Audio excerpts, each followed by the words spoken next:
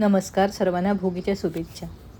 आज भोगीची भाजी आणि बाजरीची भाकरी तीळ लावून नैवेद्याला बनवतात। इंद्रदेव हा भोगीचा देव मानतात, कारण तो समृद्धी आणि पाऊस आणतो। हिवाळी भाज्यांची पूजा केली जाते।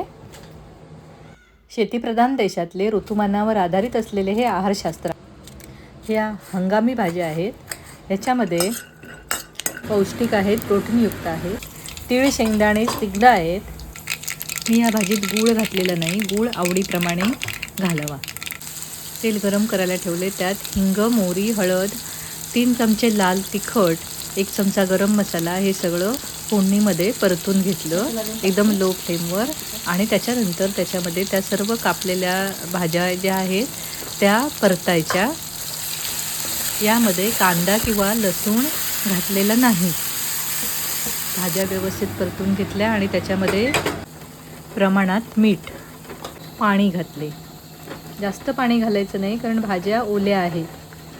थोडी कोथिंबीर आधी घातली आणि थोडी कोथिंबीर शेवटी भाजी पूर्ण शिजल्यानंतर टाकली। शेंगदाण्याचं कूट करून घेतलं, ते भाजीमध्ये शिजल्यानंतर टाकायचं लास्टला।